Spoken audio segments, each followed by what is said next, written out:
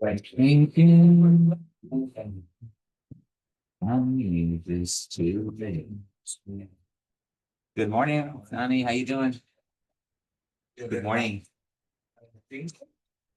Fantastic.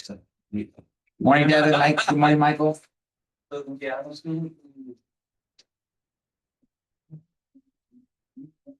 Yeah. I don't think. No, my casa and make that demonstration.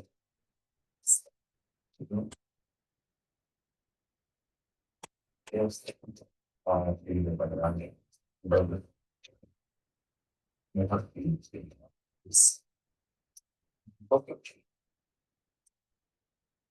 Goes to my airplane. I'm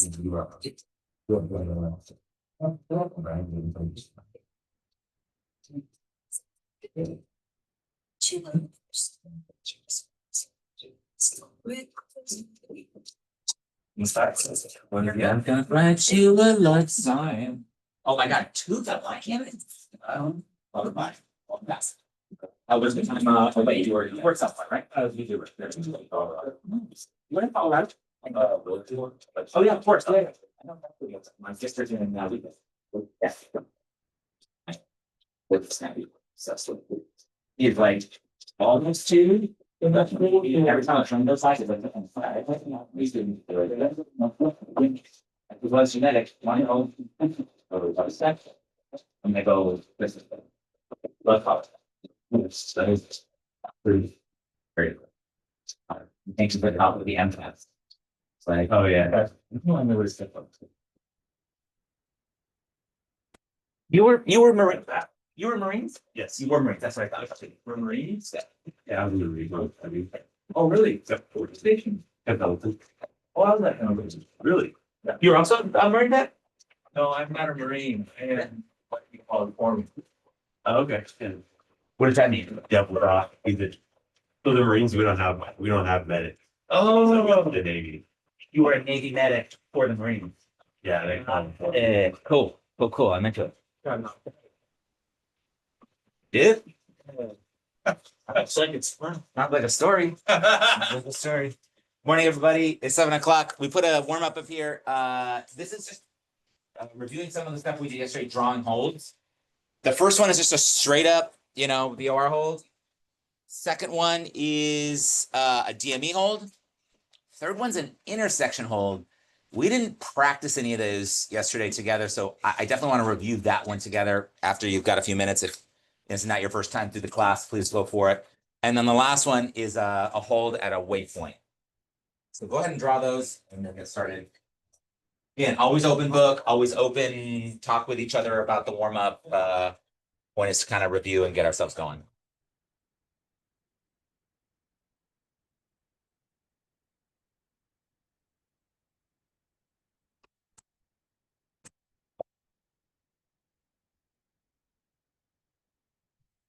Hey.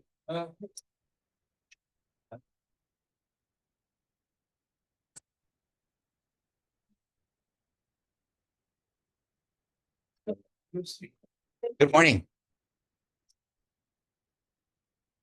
Where are you? Science sheet. That going so?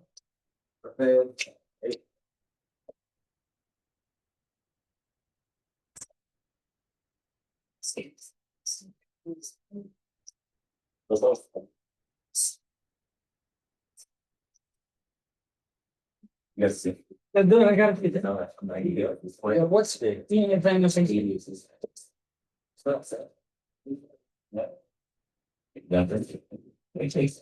Yeah, I got like a bunch of rank from him.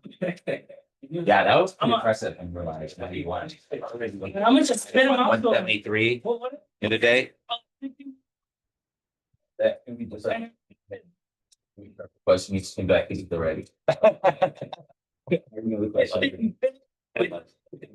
I love it. Yeah.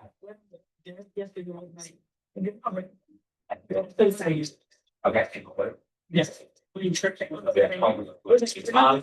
I put a request in for you to be added. And also when you're here,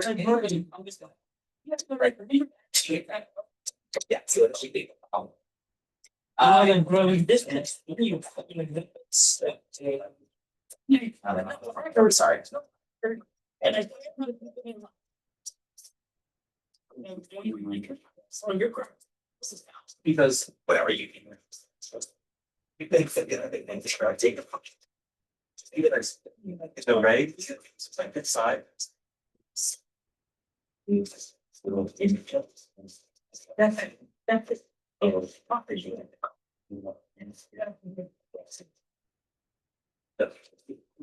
Yes, I was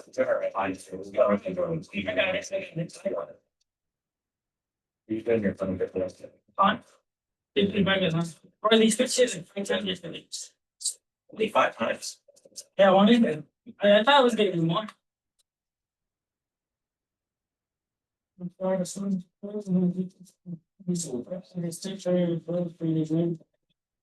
Those gear up there.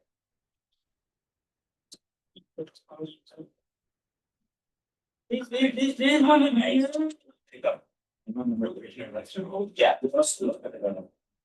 Would like that. It's only the IFR because the sanctions isn't anymore than the IFR. Yes.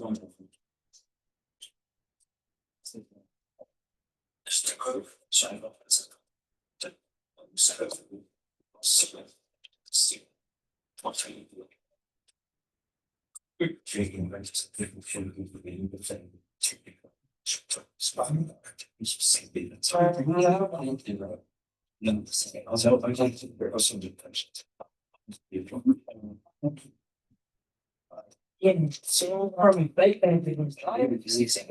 Upstairs and I think that was moving to exercise. But like some. Bunch of patient.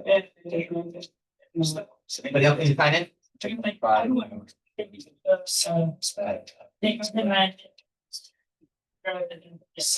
Like yesterday, But I think like it was like. It's lunch for him. Yeah. Because most less is like that food was. These moments just not far away from my dreams. So that those are those we come here.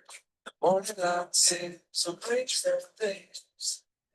Tomorrow about you see, they think that they'll be gone. Even things I have to do. All of these dreams, not time to wait. My day to face. The beat of the leaf, ocean, yeah. Something that's just. I'm sure you see this good diagram. But like your protected area when you're living. Yes. It's from the terms. But I'm just, yeah, so like traditionally, we always teach like, if you go, so say for example. So say, for example, here's your fix on the airway. Yeah. And they tell you to just hold to the fix Yeah. and, standard, so you're doing right turns. Yeah. But sometimes I guess we teach like, if you even go any One step like over. a tiny bit over, you're unprotected. That's not true. But Just according to left this for diagram, They design it with some. Exactly. Yeah. If you do. Yeah. Well, That's what I was.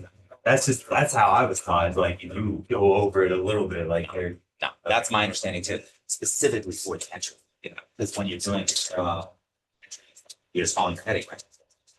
You could be one off course with whale. Yeah, yeah. I'll try to remember. It's like that's gonna be. Just sign a sheet. All right, good morning, everybody. We're gonna go ahead and come together and talk about some of these holds.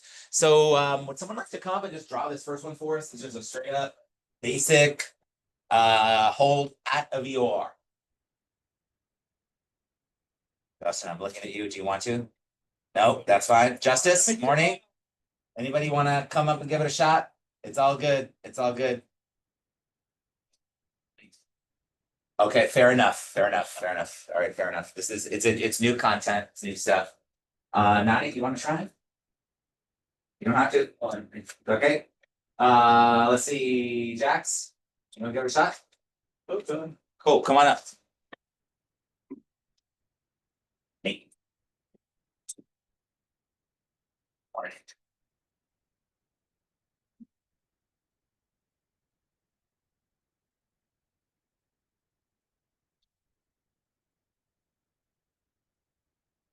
Serious.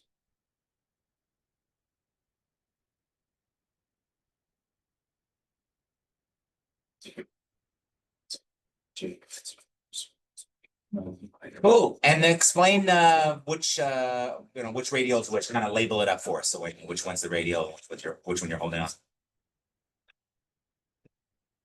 You can just tell us. Where's that 080 radial? That one, right? The inbound leg, the 080 radial, right turns. Cool. Any questions on this? Inbound on the 080 radial. So what would your heading actually? What's your course to the station when you're tracking that in? 260, right? The +2 -2 trick. So 080, you got to add 2 to the first digit. So that's a 2. That means you got to subtract 2 from the second. So 260 would be the reciprocal. So that's what you spin the OBS knob to when you're tracking inbound. Thanks, Jax. Nice. Cool. Somebody want to give a shot to number 2? A DME hold. DME hold. That one tricked me in. This one's trick. Yeah, exactly. So we spent most of our time yesterday because there's now the direction really matters even more so, right? If it's just some waypoint or if you are, direction matters a little less. But now we've got actually 4 different holds we can have at the 8 DME point on the 150 radial from thermal. Come on, Sergio. Yeah, come on. Let's do it. Thank you. Yeah, I appreciate it.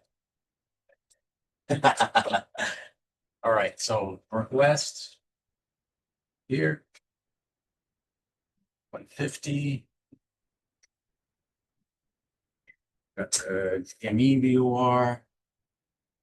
150 is about that. Is it? Sure. You labeled it, so it must be true. Yes. Good. And then we're at 8 DME, so let's just say that's here. Great. And we're holding northwest left turns. So left turns is that way. So this leg, we're actually going to heading, or course 150. We're going to heading of 330. Right? Awesome. Awesome.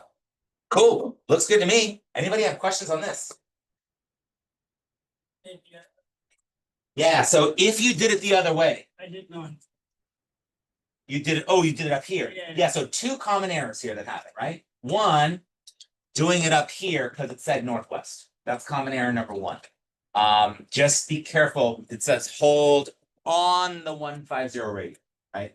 So that means you have to be on that radial, which spits out here to the southeast. Yeah, that's common error number 1. Common error number 2 is drawing the hold inbound towards the VOR when it said to hold northwest of the DME point, right? If this instruction was hold southeast on the 150 radial of the thermal VOR 8 DME, that means you're going inbound, right? You're holding to the southeast of the point, southeast of that DME point.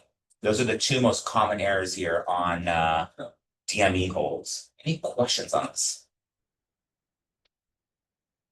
Yeah. How do you know when Sure. to like complete the left turn and breathe after the zero back onto the How do you know when to turn back? I'm so glad you asked. There's in a standard hold, what do we say? 14,000 and below, 1 minute. So basically you time, right? When you've completed your outbound turn, you start a timer. 1 minute, after a minute, then come inbound.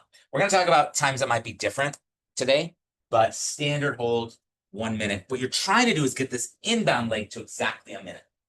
So you'll actually adjust, again, going a little bit ahead here, but you'll adjust your outbound timing so that the inbound leg is exactly 60 seconds. Below 14,000. We haven't talked about leg flips, right? We have not yet. I'll talk more about that today. What's the standard hold length above 14,000? 1 minute 30, 1.5 minutes, exactly. Yeah, cool. Other questions on the DME hold? Cool. Let's do the intersection hold. And this one we're going to do together because we didn't didn't do this as a group yesterday. This is, you start with just, let's draw where we're holding, right? So if we look at the low IFR, right? Like here's, let's draw a real, right? Here's TRM, thermal. Way down here, something like down here, is Julian. And so what we're doing is we're holding west on the 080 radial. So here's thermal, west on the 080 radial. So does that mean I'm going to be over here or over here? You gotta figure out where you're, wait, I gotta first figure out where my waypoint is, right? So that means it says on the 080 radial. So the west is just which direction in reference to this intersection, right? But first we got to figure out what radial. So this is going to be 080 radial. And then how do I know how far? Instead of getting a DME, I'm getting an intersection from another radial, radial from another station. That's how I'm going to identify my point. So it says the Julian radial 040.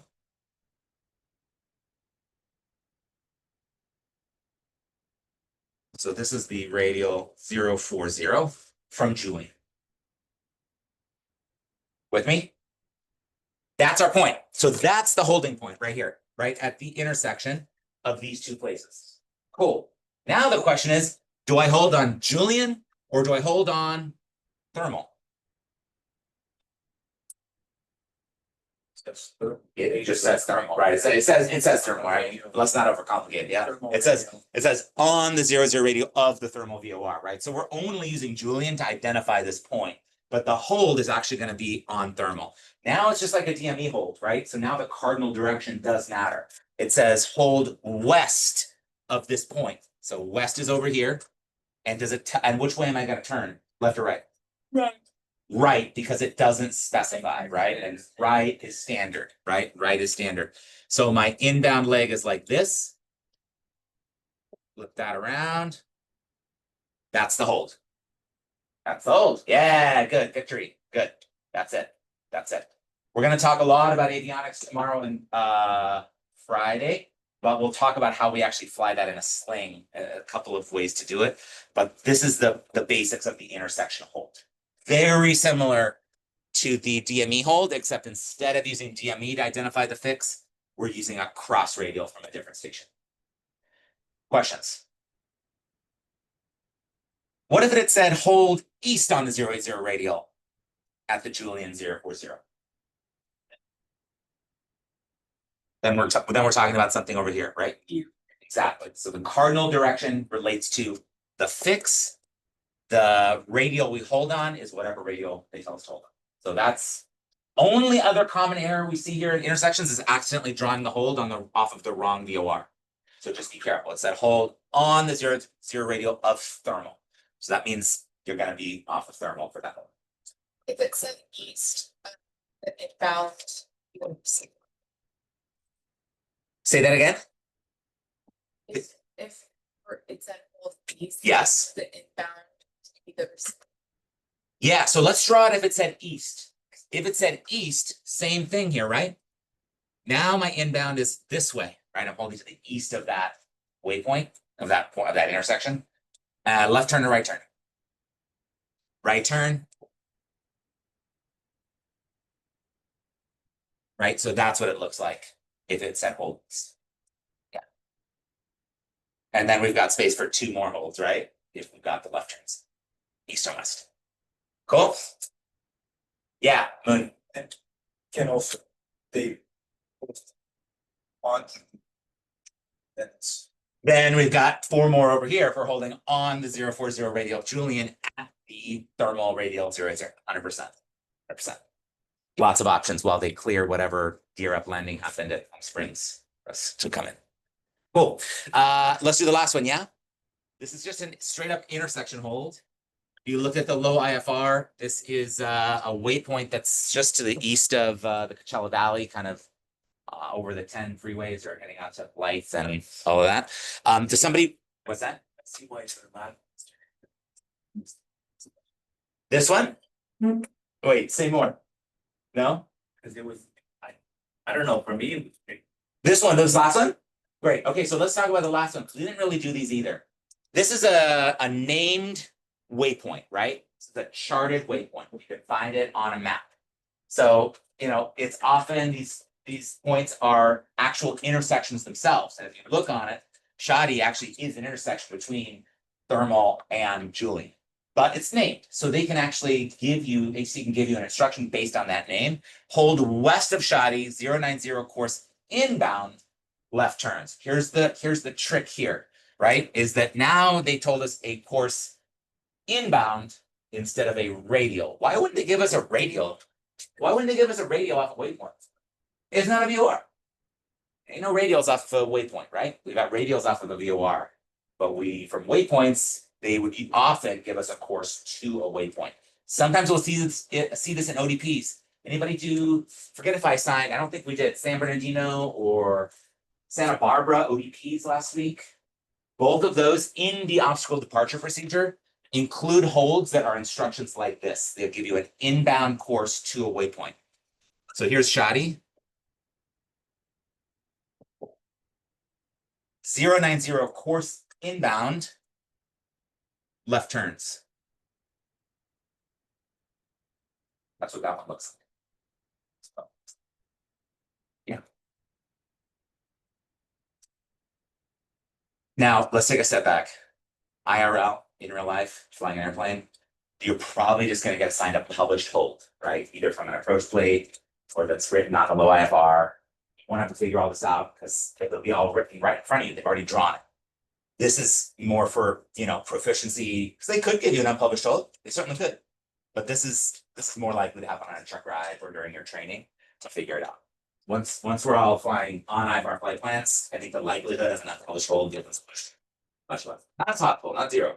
A lot less. is it because it decreases safety when you're just gonna college and gives you an unpublished hold? Listen, I will tell you, and I'm looking to see if I can, it's in the back, like, one of the hardest things about me becoming doing this is figuring out in my mind, okay, I want the hold to be here in the practice area, but I want them to stay at 2 feet, but then there's another plane over there, so a different it's actually a lot of, I want it to be a teardrop entry, it's a lot of work to figure that out. Controllers ain't got time for that. It's oh, here's a published hold, send them there. And they don't have time on the radio to be let me read you a long holding instructor. Has anybody been on 125.35 holding over Seal Beach recently? Frequency's always up. Yeah. You can barely hear the ATIS. There's no time. They don't have time for that. That's I think why. Yeah. Good on holds on these four. So four kinds of holds. Yeah, but If you're doing unpublished hold like that, yeah, you're off the interfairway. yeah. Use off with the highest, let's say they didn't give you a sign, you're expecting highest altitude in the Roca. So what reg are we looking at when we talk about lost comms under IFR?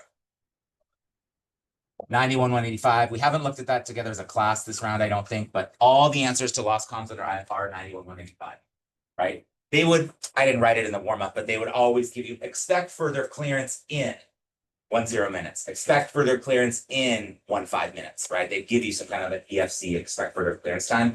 That's totally and exclusively for lost comms. So if you did lose comms in the hold, you can stay in the hold at that altitude. You know it's safe. They assigned it to you. And then you would follow the instructions in 91.185 for any other lost comms situation. Your question specifically, right? The altitudes, you would use the highest of MEA. Talk about more about that, I think, next week. It's next week. Any other questions?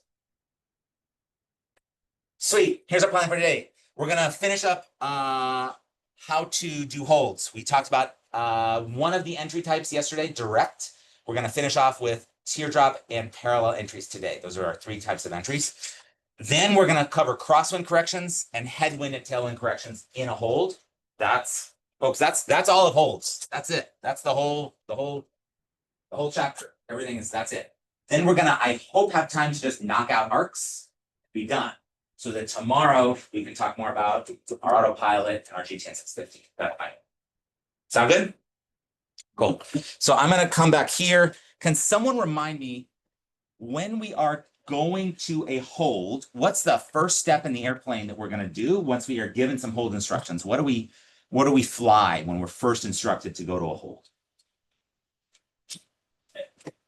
Say it again. Fly direct to the fix. That's the first step, right? And I put a little, this is the symbol that we have on our GTN 650 for direct to.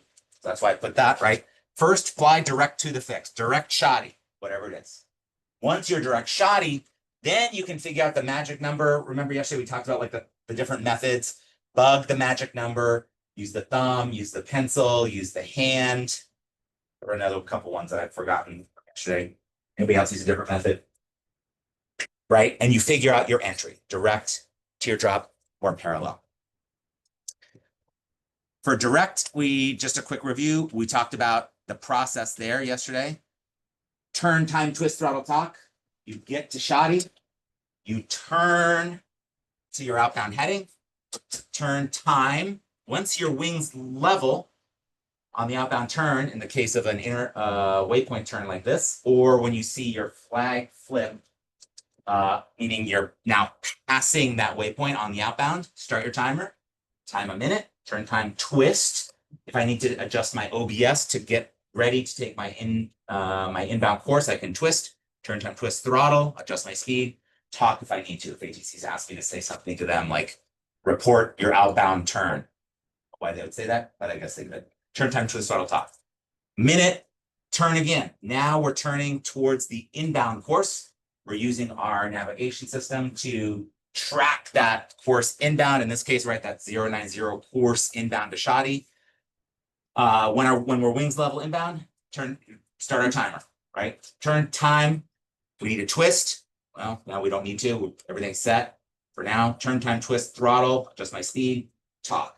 Sling 866 Sierra Lima, establishing the hold at shoddy. Might be it. Direct entry. Good. Let's talk about the other kinds. The other two. Let's talk about the parallel entry. Very similar with a couple of exceptions. So the first thing you do, just like all of them, direct to the fix. So direct shoddy. That's always going to be the same, right? Just get yourself going to the fix. Figure out the magic number, choose the magic number, then determine the entry type. Cross the fix. As you cross the fix, you're going to turn outbound. A picture of this. I do have a picture of this. Good. You're going to turn outbound along the. Let me draw this.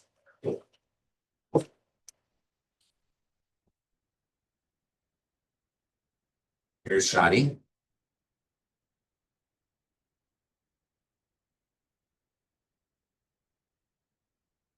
There's our hold. Yes.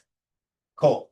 If I'm coming from a parallel, I'm going to do a parallel entry. Maybe I'm coming from somewhere over here. I figured out my magic number. I've done my things. Parallel entry. This is a left turn hold. Yes. Here's like a little mnemonic that people use for left turn holds, or for parallel entries rather. In a parallel entry, you make 2 wrong turns before you're in the hold. You make 2 wrong turns before you're in hold. So this is a left turn hold. Yes. So the first thing I'm going to do when I get to shoddy, I'm already direct to shoddy. I need to turn right and track the outbound heading, sort of going backwards along that inbound course. I'm going to do that. The aim, I think, says a minute. Do a minute and a half. I like to do a minute and a half for parallel entries. It gives a little more just chill space, and us at 90 knots. We're not going to exceed the protected area in a hold, right? Minute and a half, your choice. Then once you're done that, then you do another wrong turn. So then I turn right, a big right turn. And now I intercept my course to the waypoint. That's it, right? Now I'm inbound, correct course. Once I hit shoddy, then I can just send it, right? Start my timer, turn left. Wings leveled, start the timer, outbound for a minute, right? Turn time, twist, throttle, talk, turn time, twist, throttle, talk. So that's it. That's the parallel entry. So you can see it here too. Right? They're coming from up here.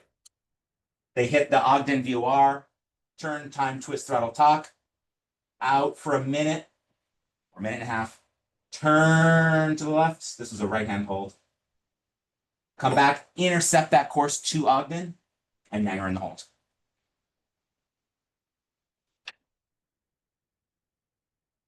Cool. Can somebody who has already done our whole space check just kind of walk us through? I'm just going to draw a different kind of hold up here. Let's draw a hold.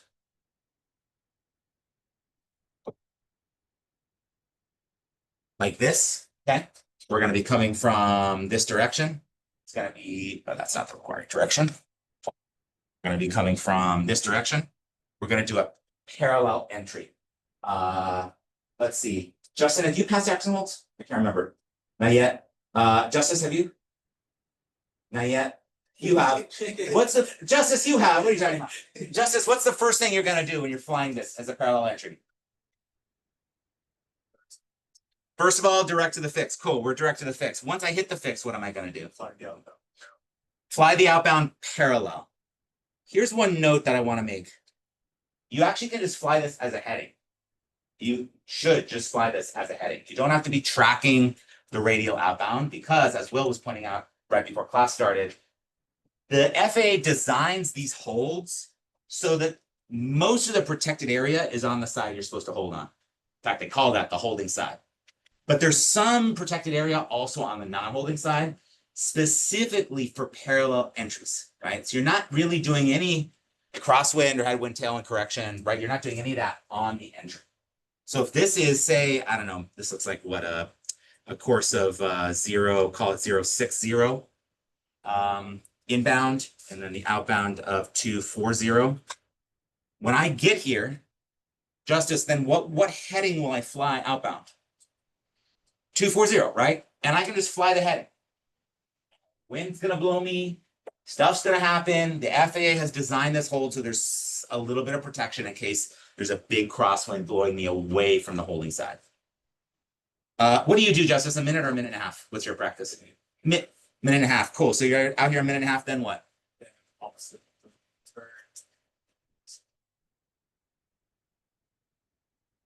Yep, keep going.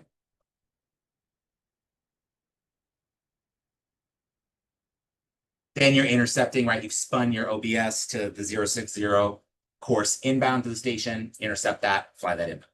That's the parallel entry. Common errors that I see, people trying to spin the OBS to the 240 course. You don't have to. The AIM says just fly a heading. Save yourself the work. You can just fly the heading outbound. Get blown, it's fine. You do need to track the 060 course in, right? That's the critical one. So once you're in the hold, you can do that. But on your outbound, as in this parallel entry, you can just fly the heading. It's totally fine. Other common errors, turning the wrong way. It's a bummer, folks, but this stuff is just hard, right? Especially when you're in the plane and you're new to it. You can get really confused about which way to turn. That's just keep in your mind 2 wrong turns before you make the right turn. So this was a right turn hold. So in Justice's example, when we got to the fix, we turned left, then we turned left again, or we got into our right. Is that confusing or is that making sense? Okay. I always got confused looking at the map. Yeah, Dude, yeah, and it was one off. Look at your exercise, things. No, just write down the next step. What? Yeah. Right turn. there we go. Right turn next, whatever it takes, right? Sometimes the map is oriented different, and you're like, Yeah, right. Yeah. Those 3 seconds, everything goes out. everything goes out the window. Totally. Yeah. Parallel entry. Favorite, right? I love parallel entries. They're 100% my favorite. Yep. Given the choice, I would fly them all day long. Cool. Should we move on to the last kind, teardrop? Okay, so teardrop. Let's see. Got a picture of this. Is the smallest quadrant, right? Smallest quadrant. For the teardrop. No picture of the teardrop. Wow, they spurned the teardrop. Wow. Okay. We're gonna draw it on the board. So in the teardrop, what you're gonna do, let's see, we'll put that same hold up here. How's that? 060 240 outbound. Here's our fills. In the teardrop, right, you're going to be coming more from, say, this direction, right? Because if I draw my quadrants here,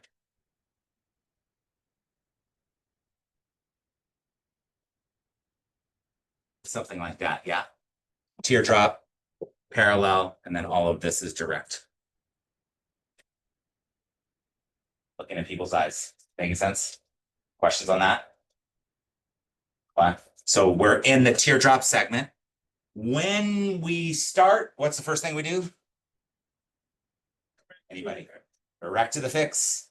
When we get there, what we're going to do is turn to an angle of 30 degrees away from our inbound course and fly for a minute, and then spin around and grab the inbound course. That's the teardrop. See how it's kind of shaped like a teardrop? That's why it's called that. So there's a few ways we can figure this out. How do you know once you get to the waypoint what heading to fly? Again, this is a heading you're going to fly. Get blown by the wind, it doesn't matter. How do we know how to do this? Whether we add or subtract 30 degrees, that's a 30-degree angle from our inbound course. There's a, I don't know, Lars 30. If you're in a left-hand turn, left-hand hold, you add. If you're in a right-hand hold, you subtract. Left, add, right, subtract. It's about the direction of your turns in the hold. So what direction are we turning in this hold? Say it louder. It's a right-hand turn. So we should subtract from our outbound heading in order to figure out what heading to do this teardrop entry. Outbound heading normally is 240. Right turns, subtract 30. 240 minus 30. This should be on 210.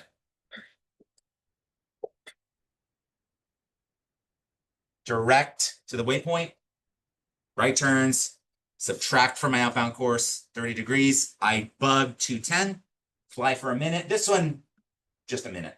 Does anybody, I don't think a minute and a half really works out. Teardrop. Fly a minute. Then turn around, turn time to a throttle talk, grab that 060 course inbound, and you're gold. Then you're in the hold. Step. Parallel, teardrop, direct.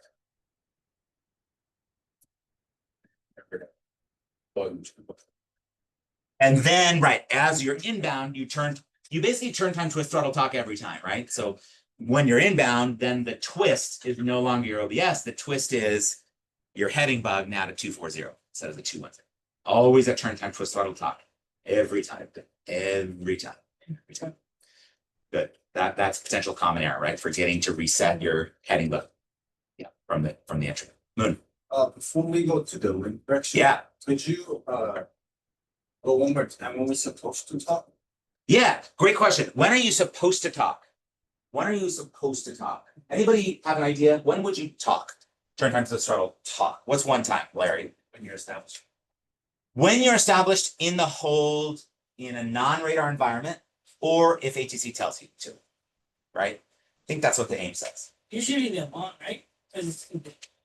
Usually they, has anybody been flying real holds and they're like report established in the hold?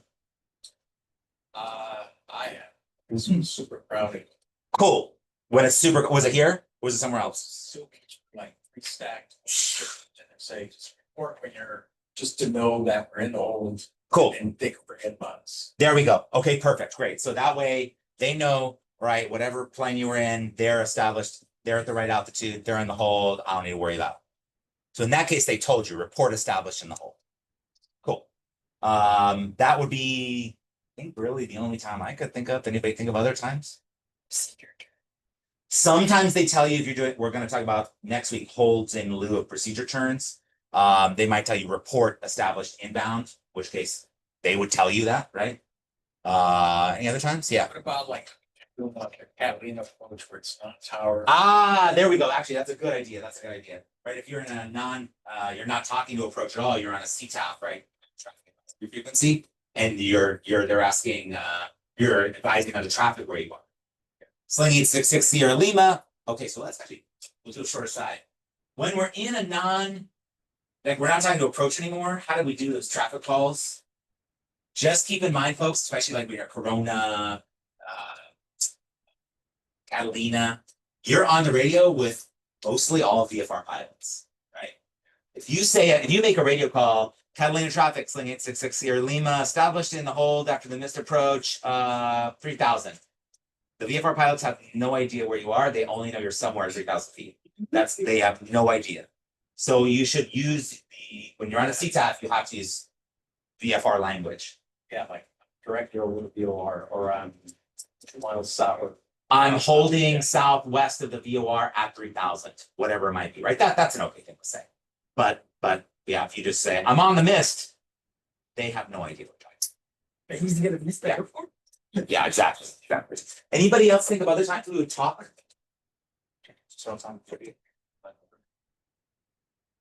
Maybe if there's a compulsory waypoint, yeah, that would be, I think, more en route than in a hold. But there are compulsory waypoints. Did Kate go over those last week in the low IFR? Yeah, the shaded. black. The shaded ones, the shaded waypoints you got are compulsory when you're not in radar contact, not when you're in a non-radar environment. Yeah. There's like a whole list of stuff you have to say. I can never remember it. I have it on my kneeboard. So it's fine. Yeah. Well, I had a question. Sorry, and then Sergio. Yeah. In the mountain, you lost. Yeah. When do you say you would be established? Ah, what a good question. If the instruction is report established in the hold or report, it's the procedure turn inbound. What does it mean to be established? I cannot find anywhere in any FAA literature where it defines established. Saying you not, so that makes me feel better. That's why I was confused. I was like, is it upon entry or is it in It's not in the pilot controller glossary in the AIM. It's not any. It's very weird to me. Like it's an important word we should all know. It's not defined. So we have some rules of thumb we use. Yeah. So my idea is because your 10 required reports under IFR, one of them is time and altitude arriving at a bully fix. Yeah. So I'm assuming that they mean as soon as you get there, because it wouldn't make sense if you're flying, if you're flying a teardrop entry, you tell them, oh, I'm at the holding fix now, and then you turn, and then 2 minutes later, okay, now I'm in the hold. Like it kind of seems like when you get there and you start flying your entry, you're established because you're in the protected area, and so you're good. I think that's a compelling argument. That's how I think that's a compelling argument, right? The back that up. That we don't have. There's not a. I don't know. Ask your DPE. I don't know. Like it's No FAA lawyer. no. I mean, there's no letter of interpretation that I'm aware of. There's no advisory circular. There's nothing in the AIM or the handbooks that I'm aware of. So that logic makes sense to me, right? If they say a report established in the hold at Shoddy, whatever this is, there's an argument to be made. As soon as I hit there, even though I'm doing my entry, I'm established in the hold. That's an argument to be made.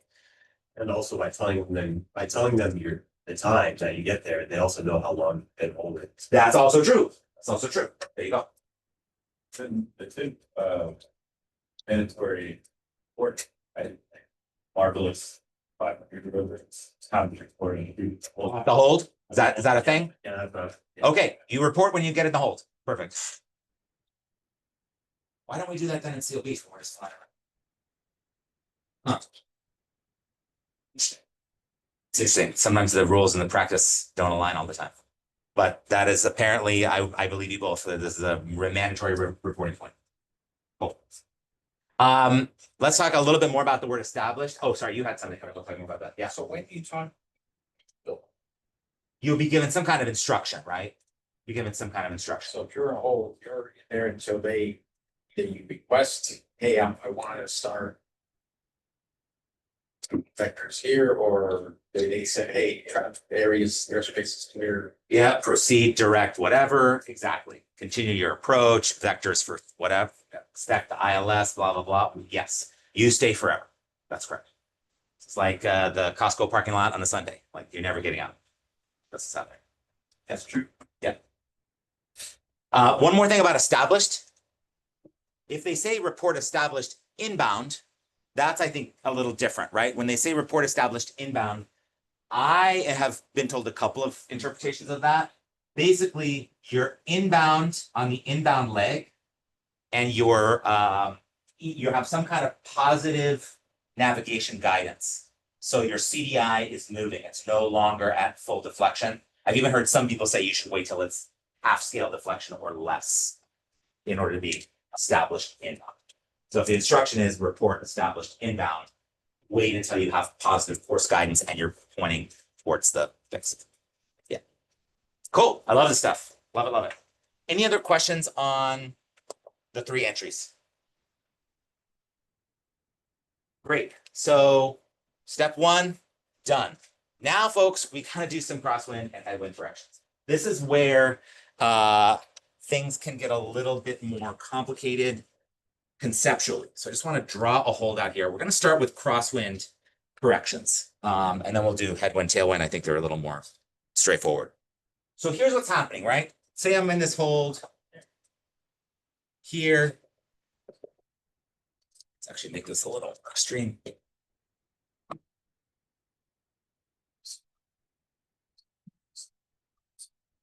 Here's a hold, right? We're on the 090 course inbound, the 270 course outbound. Great. Say I've got a wind, a full-on crosswind coming from the south. Full-on crosswind. Once I am in the hold, I can do crosswind correction when I'm inbound because I have course guidance for my CDI. I can do crosswind correction because I can follow the course inbound using my CDI. So here's what's going to happen in this scenario, right? I'm going to be tracking the 090 course to the station, but I'm going to have some kind of a right heading to counteract the crosswind. So I might be heading, instead of 090, I might be heading 120, right? But my ground course is keeping me on that track, on that course to the station. So there's going to be some kind of a difference between the course that I'm tracking and my heading because I have to correct for the wind. That's conceptual understanding number 1. Yes. So in other words, you're going to be crab. In other words, you're going to be crabbing, right? So if I draw my airplane here, right, I might be looking like that, even though I'm directly tracking that 090 course to the station. That's some kind of crosswind correction. I can only do that when I'm on the inbound leg because that's the only leg where I have navigation and guidance, right? The outbound leg, I'm just flying ahead. So now the question is, cool, I know how much wind correction I had on the inbound leg. What do I do for my wind correction on the outbound leg? Let's start with the non-example. Let's say I forget about wind correction altogether, right? I've got my wind correction in while I'm inbound, but outbound, I'm like, you know what, send it. Let's just fly at 270. That's a reciprocal. That's what we're going to do. Cool. So let's just draw what's going to happen, right? As I make this turn, I'm turning into the wind, yes? As I turn into the wind, what's going to happen to my ground speed as I turn into the wind? Decrease. Goes down, right? I'm at a standard rate turn, 3 degrees per second, right? So if my ground speed decreases and I've got a constant rate in, what's going to happen to the radius of my turn? Is it going to get bigger or smaller? Smaller, right? When I slow down and I've got that constant rate in, my radius gets tighter. So constant rate, but as I go into the wind, now my radius is getting real tight. So instead of doing this nice hold, it's not a very good drawing, right? As I turn, my radius gets a lot smaller because my ground speed decreases while I'm keeping my rate of turn constant. Cool. Now I'm on my outbound. I'm like, let's set a heading of 270. As I fly 270, what's happening to my ground track? The wind is pushing me, right? I'm getting pushed. I'm flying 270. But my ground track looks like that. Yes? Perfectly 270. Plus or minus 10 degrees per the ACS, I'm golden, right? But I'm getting blown. Then I'm going to turn inbound. As I turn inbound, Now, all of a sudden, what happens to my wind?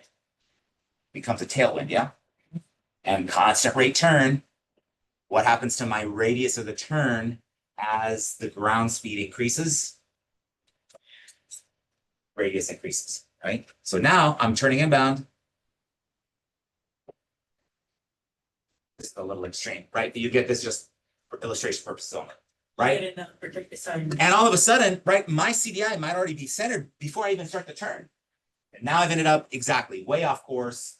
I'm gonna have to make this huge correction to come back in. I might not even be able to make that correction. I might miss it altogether, right? Because again, standard rate. This is a bad day. This is a bad day. An extreme example. And then we're on the non-holding side. We got issues. We got issues.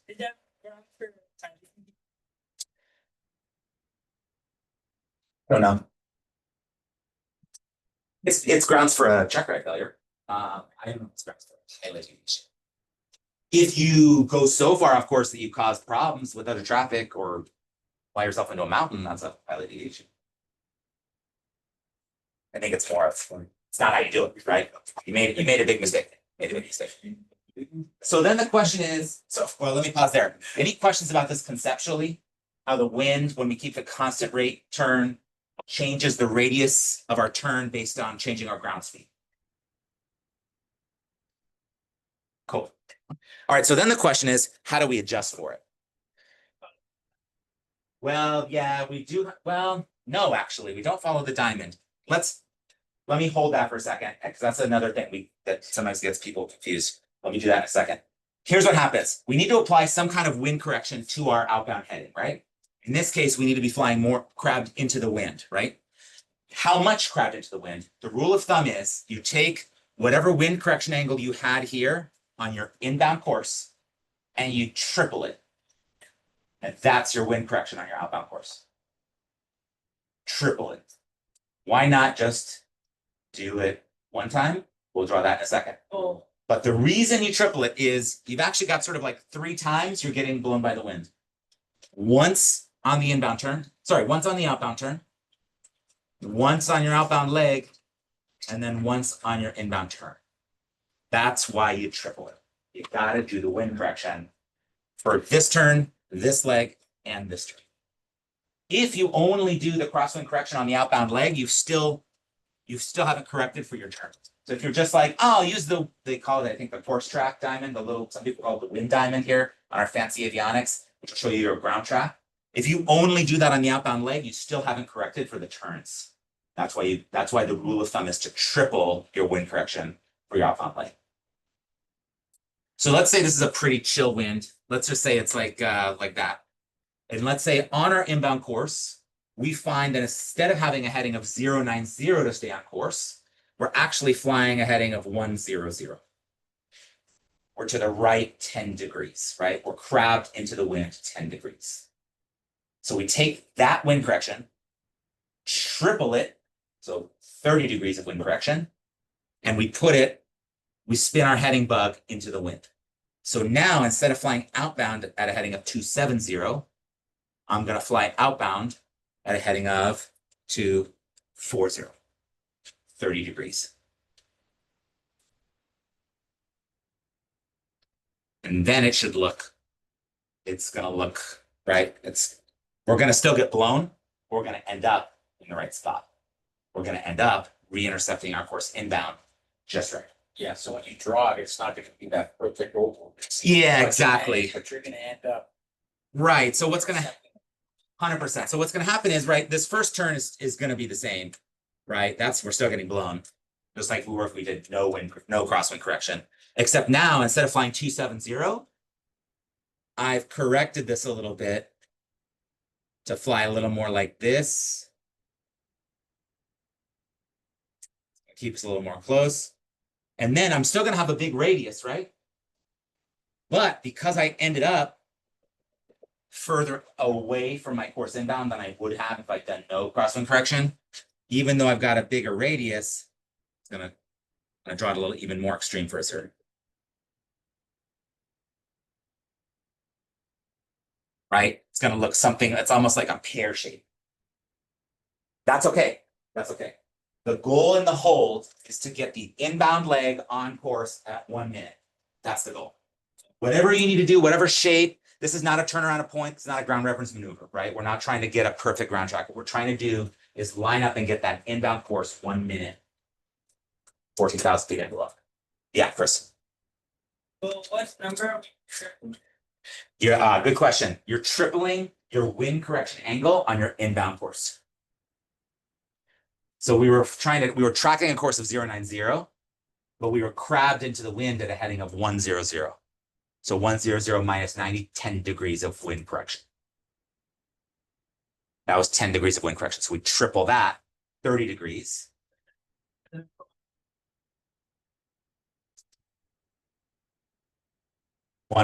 Instead of flying outbound 170, we fly outbound 240. In terms of how to spin the heading bug, the way I think about it is like, all right, I'm into the wind, right? I'm to the right. I've got a right crosswind here. I got to spin my heading bug the opposite direction to the left, right? 30 degrees to the left. It's always the opposite. We get our difference from our inbound correction, but we apply that difference to our outbound. That's it. That's it. That. So I'm going to give you a scenario. I'm going to ask each of you to figure out what should the outbound heading bug be set to. So here's the scenario. You are tracking the 100 radial inbound, but your heading says 070. And this is right turns. What should your outbound heading be? We'll do this one together, then I'll give you one to do on your own. So you're tracking the 100 radial inbound, but your heading says 070. Right turn hold. What should your outbound heading be? Let's first start by drawing it, right? Here's my station. Here's my radial 100. This didn't work. You're tracking a course. Yeah, let's do this as course. Sorry, folks. Sorry, folks. Yep. So here's your course inbound on a course of 100. Yes. Course of 100. My heading, though, I'm crabbed to the left, right? My airplane is looking more like this, right? So my heading is 070 to the left. Good, I see some nods. This is a right hand hold. So what would my normal outbound course be? What do I already have my heading bug set at? 280. Sure. Is that that's the reciprocal? Exactly. So now I've got to figure out what's my crosswind correction and what should I actually spin my outbound heading bug to. First, what's the difference here in my crosswind correction? 100 minus 70, 30 degrees to the left, right? Triple that. It's 90. Do I spin my heading bug? Which way do I spin my heading bug and what's my new heading bug?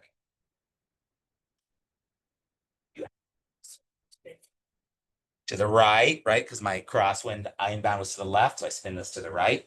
280 plus 90. Is that right? Great. 0.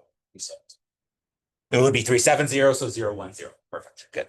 Right. So my new outbound, instead of it being 280, I'm actually going to spin it to 010. That's a lot of wind correction, right?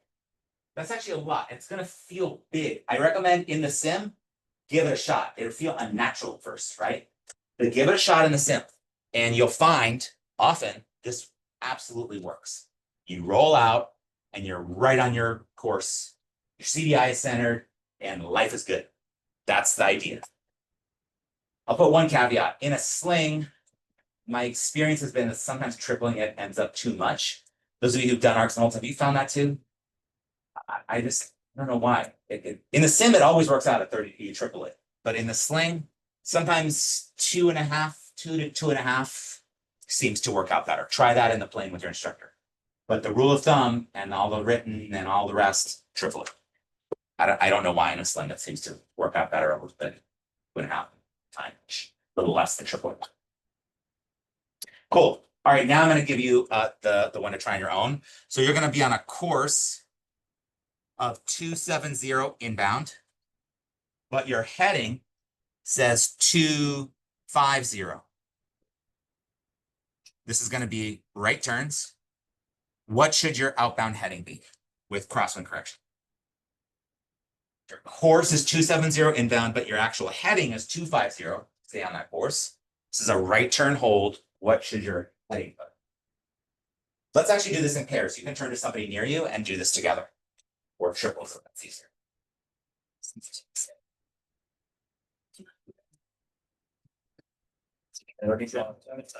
Starting that one.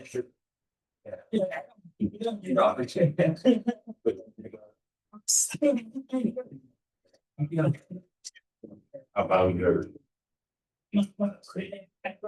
Right, here's the question, 60. Usually 60 or 60. Collecting heading. So actually, so that's like one of the. Serving that you're still with first. Yeah, so. You're flying. Yeah, you're flying. The ground is resident 0, but that's. You're actually 20. You find your food. Almost still an opposite. I don't know if I can start speaking.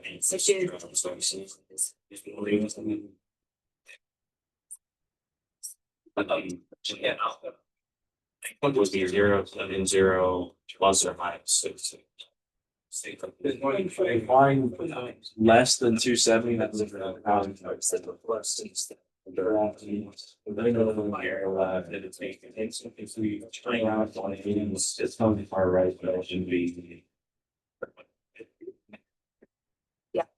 Oh, Erica, you were on your. Those times. Yeah. Plus 60, yeah. 1 3 Conceptually. Okay, let's come back together, folks.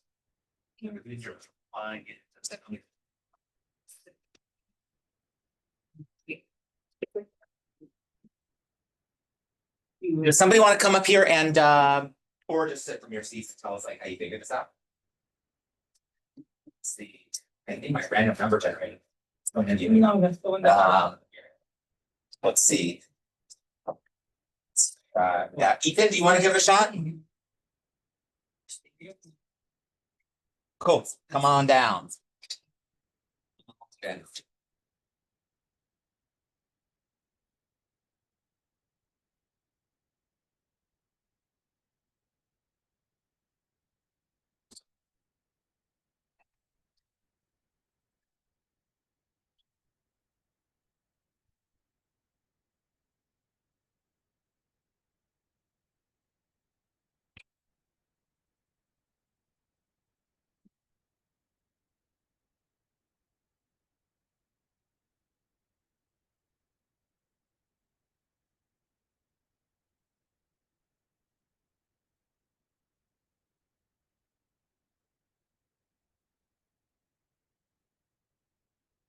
Cool. Walk us through what you drew. Force, 270 inbound. Yep. Since I think it's 270, but we're in 250. Yeah. So that's 20 degrees difference. Cool. Times that by 3. Which is 60. Yeah, 60. And how did you get 150 then? The reciprocal of 250. Reciprocal of Outbound. reciprocal of 270, which is 90 added 60, right? 90 plus 60. So he's going to set the heading bug. Ethan's going to set his heading bug to 150. Fly a heading of 150. Cool. Nice. That's it. That's it. Good job. So just to review, a couple of other common errors. Common error number one, just not doing it. Do your crosswind correction, people. Otherwise, it's a bad day, and definitely check ride disapproval. Second thing is only doing the crosswind correction using the wind diamond on the outbound leg. That only does one of your three, right? That you didn't do any wind correction during the turns, then you're still off course. That's the second thing. Third thing, and this one we should also talk about more of our avionics. When you're flying this outbound course now, right? You've already done your wind correction. You've now bugged 150. Don't use your wind diamond on the outbound. Fly the heading. You've already done your wind correction. We see that. I see that sometimes as a common error too. They're like, oh, cool. I'll just put the magenta diamond right over my heading bug. Then you've done way too much wind. Then you've done 4 times wind correction instead of 3 times. So just fly that heading bug on the outbound. Some of the common errors. Any other common errors I missed? No. Yeah. So you do this correction once you're already in the hole, right? So like if you're doing a parallel entry, you're not calculation. Yes. You gotta do almost a circle before you even. Yes. You need to be in the hold in order to do this, right? You need to be in the hold in order to do this. Now listen, if you're doing a parallel entry, you've done your couple of turns, right? Let's draw a parallel entry up here, right? Done my outbound heading. In this case, I'm getting blown by the wind, right? Let's see, the wind is coming from down here, right? So I'm getting blown by the wind. I do my minute or minute and a half. I spin around. Now I'm established inbound. Right now I'm inbound using course guidance. So if you have enough time, start your crosswind correction there. If you need to wait and then do another round, fine, right? That's okay. But why waste a good lap, right? It's your hop stop. Like if you are established on the inbound, you can already figure out, oh, I've got a 20-degree wind correction. Cool, I'll apply that. And you've saved yourself half a lap. Especially if you have like a minute. Yeah, if you've gone on a minute and a half and you got plenty of time, start your crosswind correction. Start your crosswind correction. Yep. Yeah. Sorry. Where's the 3 times rule come from? About like a FA. It's geometry. It's also in the instrument procedures handbook. But it has to do with there's 3 times, basically 3 times your ground speed is changing, and so you need to do a correction for each of those 3 times. 1 on the outbound turn, 1 on the outbound leg, and 1 on the inbound turn. Those are the 3 times basically your ground speed is changing, and therefore the rate of your wind drift is changing. Yeah. Anybody else have a better understanding or a different way they understand the tripling? Yeah. Cool. Wow, 8:05 team. We're doing great. We're doing great. How you feeling? Doing all right? Okay. Here's the plan. There's a bunch more to do on holds and arcs. There's an app you can practice these. You have the app. Can you tell people what the app is? It's called the Hold Trader. Hold Trainer. Oh, very appropriate the name. Hold Trainer. I'll send the link in the description. Okay, awesome. Thanks, Jacob. We'll put the link in the description. What's it like, $3 or something? And then it'll just tell you. Well, why don't you do a little demo? Just here, you can cast to the thing.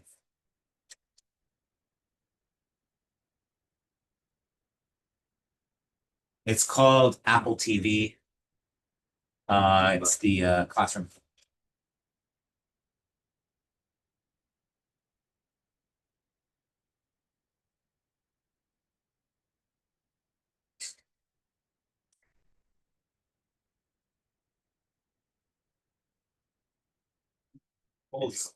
Old Southwest over the VHP VOR on the 202 radial, make left turns. And what happens if you turn on visual X? What does that do? I'll show you Cool. where you. What type of. It almost gives an answer. Yeah, basically does, huh? And also do this. Question with it. Huh. Cool. Cool. So that's a resource that's available to practice these. Yeah, good. They are hard at the beginning. They do get easier conceptually. But they are hard to get. Nice. Go team. Should we move on to arcs? Cool. Let's talk about arcs. So an arc is a. It's Pilot's Cafe? Even better. Love it. An arc is a curved course at a certain radius from a point. Think of it as flying part of a circle around a point. So if I take, for example, here's Seal Beach. I can draw a circle. Seen better days. I can draw a circle all the way around Seal Beach.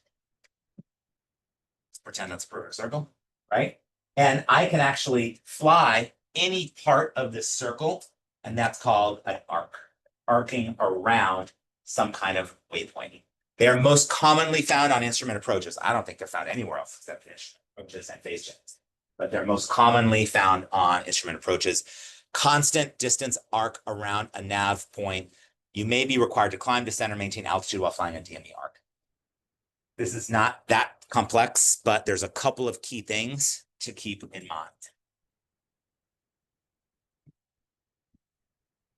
The first thing that we got to do is figure out how to get established on the arc. So let's just, for the sake of this example, let's say we're going to arc from the Seal Beach 360 radial west to the 270 radial.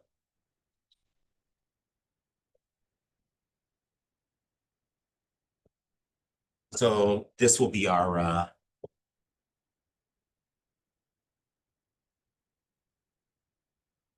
this is our arc, right? From here to here. That's our arc. Good. First thing we have to do is know how far from the VOR or the nav we're going to be. Let's call this 10 DME. They'll give you this as an instruction, or it'll be written in the approach chart. Cool. What's the first step? The first step is to get established on the arc. Get established on the arc. So if the instruction is fly west, arc west from the Seal Beach VOR from the 360 radial to the 270 radial at 10 DME, first thing I'm going to do is I'm going to tune in that 360 radial. Just going to see, where's that 360 radial? I'm going to fly directly to it, perpendicular to it. That's what I do. Do you guys do something different? I just fly straight to it. Why not put a nice little intercept angle? Because I don't know where I'm going to intercept that radial. I want to get on that radial as fast as possible. So then I can decide which way I'm going to turn once I get to that radial. Let's do an example. Let's say my airplane's over here. I'm going to tune in 360, and I'm going to fly perpendicular to that radial. I just want to get on the 360 radial, right? Once I'm flying perpendicular to it, I then need to decide, am I going to turn towards the station when I get to that radial or away from the station? The way that I do that, look at the way that I decide that is based on my current distance from the station. So right here, I'm at what, maybe 2 DME? So do I need to turn towards the station or away from the station? Away, right? So to the right in this example. I get established on the 360 radial, outbound, turn and try and twist throttle top. That's the first step. Once I'm outbound on the 360, then I know that when I hit 10 DME, that's when I need to start my left turn, right? My left arc. How do I know how soon to start my turn? There's a rule of thumb. This is about ground speeds, right? But basically, let's see, I think we have a slide for this.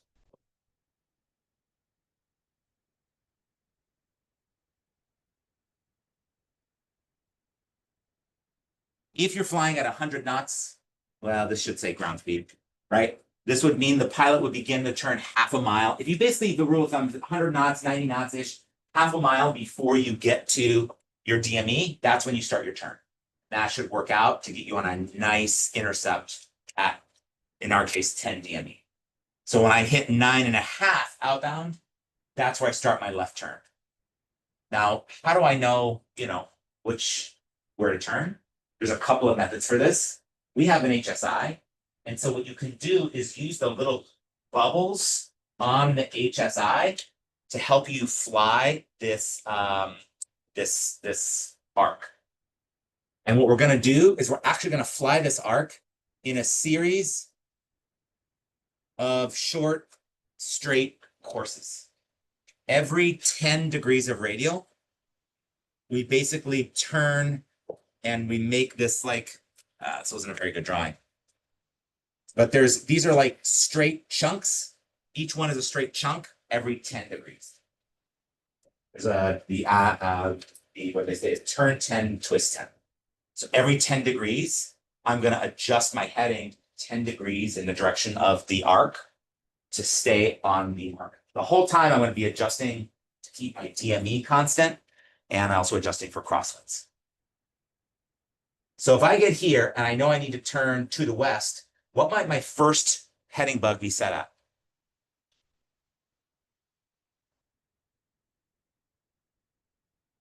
Going here 360, I would first of all spin my OBS to 350, right? So now I'm now gonna know when I'm crossing the 350 radial. What about my heading? How do I know where to turn? You can use the little bubbles to keep yourself parallel, but also we can just use the math, right? Probably turning to 270, right? Probably turning just to the west 270. Cool. I'm gonna fly that until I hit the 350 radial. Then I'm going to turn 10, twist 10, turn 10, twist 10, turn my heading 10 degrees to the left, twist my OBS. Now I'm at 240 and do it again. Whole time constantly monitoring my DME and making crosswind corrections. One more cool trick. We have in our plane bearing pointers, which are these little blue cyan arrows that you can turn on in the G3X that will point to a nav aid for you. They'll point to a nav aid. And what you can do is use that bearing pointer. And as long as that bearing pointer is, in this case, right off to my left directly, that means that I'm at a constant arc from the waypoints. You can use that, and Sims have it too, the bearing pointers. I recommend turning that on because in that case, instead of the turn 10, twist 10, you can actually kind of keep a constant. You can actually fly perfect arc. Yeah.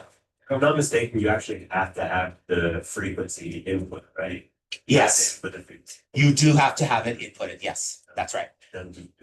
It will not do it automatically. Correct. But hopefully you've already put it in, right? Because you've been turning and twisting. Hopefully you already have seal beach. Yeah. The way you turn on the bearing pointer, by the way, tap the HSI. That'll bring up all your PFD options, and it'll say bearing pointers. Press bearing pointers, and you've got two, bearing 1 and bearing 2. Just turn on the first one that says VOR or VLOC, VOR localizer. Turn that on, and then in the bottom left, hard to see probably in the back. When after class come look, you can see it'll tell you with a little cyan arrow. It'll tell you what it's pointing to and what it's sent to. It'll also tell you your distance if you've got the GPS. Pretty cool. Actually, let's talk about one more thing, being sling specific. We don't have DME, right? So we have to use GPS for our distance. So in order to know the distance, especially if we don't have the bearing pointer turned on, we need to be on setting the nav here to whatever waypoint we're arcing around and using GPS distance to know how far we are. So you can go direct to Seal Beach, and then you can have distance for Seal Beach and use that as your DME. There's an AC, there's an advisory circular that says we're allowed to substitute GPS distance for DME distance on everything except the final approach segment of a ground-based nav aid approach. More on that next. Yeah. Oh no. Like, I haven't done this since my holding space check. Neither have It's been like. Well, that's actually, I think, true. My final phase check, I had to do one, right? I haven't flown an arc since my final phase check. Is anybody else? Here's the reason. In the ACS, the instrument ACS, there's a line that says, if the DPE is going to make you fly an arc, it has to be a published arc. They can't make up random arcs. I think maybe for safety reasons, because like arcs are kind of bigger than holds. They can make up holds or, I don't know, come up with some random published one that's like in some obscure high IFR chart or something you've never heard of. But They cannot give you an unpublished ARC on your check ride, which is why. Yeah. But listen, you know, when we're at SkyWest and you're flying this ARC or whatever, like you gotta know how to fly. Gotta know how to fly, and you gotta pass the questions. Definitely. Getting rated for all of IFR flying, not just flying here in Southern California for a check ride. Cool.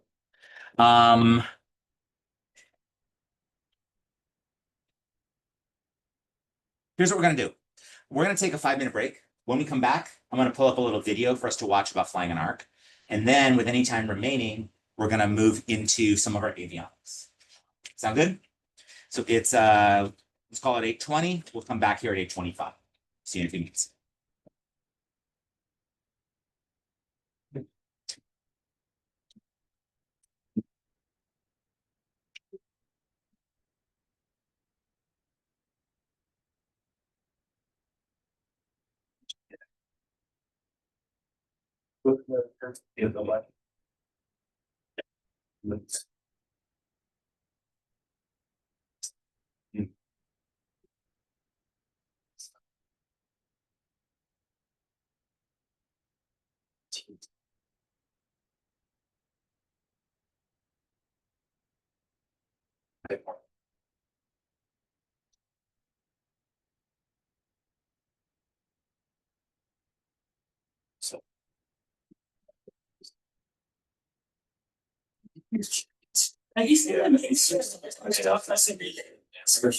The what? Sorry?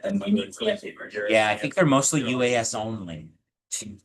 UAS, unmanned aerial systems, drones. Double check, but I think they're mostly maybe only or UAS only. That means that TFR is only for drones. Fixed wings should not have an issue.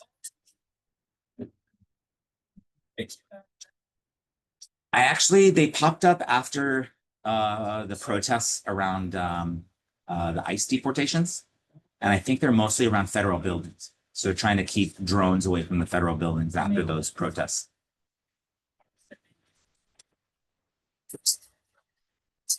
I think people were probably sending their drones up and like monitoring the buildings. And then when like ICE was going out on raids, they were like telling people. I think that's probably what's happening. That's not. Yeah. No, in my neighborhood, we have like there's like a number you text and then they disseminate.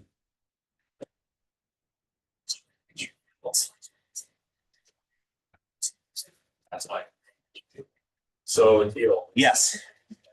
you said supposed to be getting you ready for all of IFR flying. Yes. I'm not remembering, but Yeah.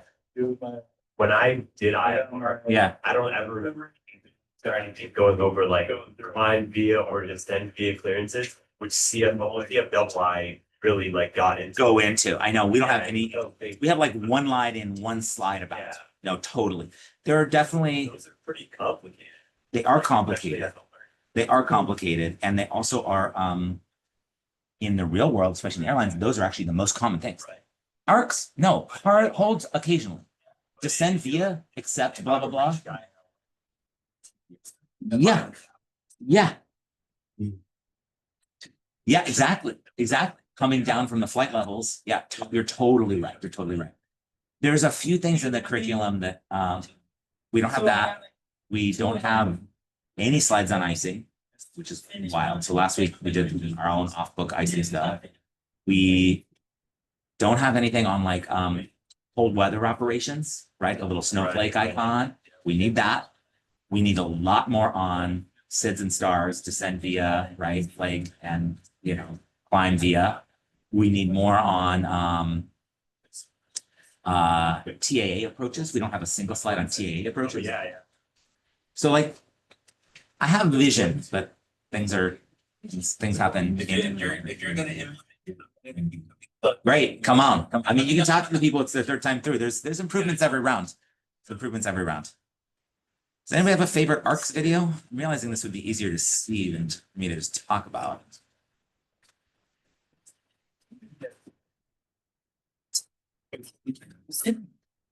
I was in Angelo and that's not enough. Oh, really? Yeah. Oh, no. I think My brother-in-law, he was in that. That's he was better.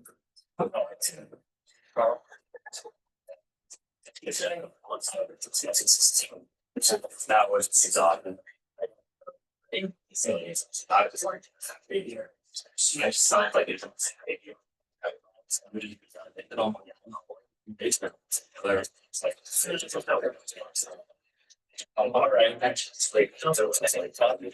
so it's like, so you.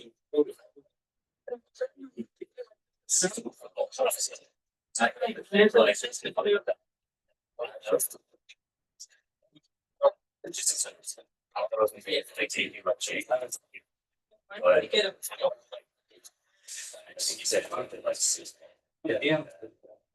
Yes. Or You did? You have a good one? Okay, thank you. Let's see. Awesome. Let's see. Perfect. Oh, I think this was actually the first one that was up here. Is it this one? DMA arcs explain, turn 10, twist 10? Ah, perfect. Thank you. Thank you. Sweet. And then, then I got.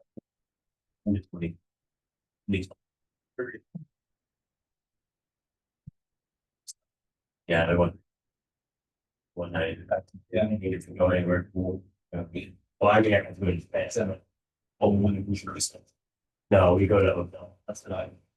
You know, yeah, so all the squadrons from Camp Pendleton. I was supposed to go to Okinawa, but when we get into Iraq. Yeah, really serious. Yeah. Oh, that's fun. My brother was from 2011 to 2014, and he was at Afghanistan, but Bless you. Actually, one of my buddies, he was there in Coppins, but I just the whole thing went down.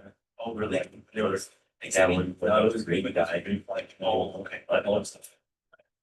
Yeah, he was there. He got a car. It's on the way. He got a car on the thing. I can't know it. It is what it is.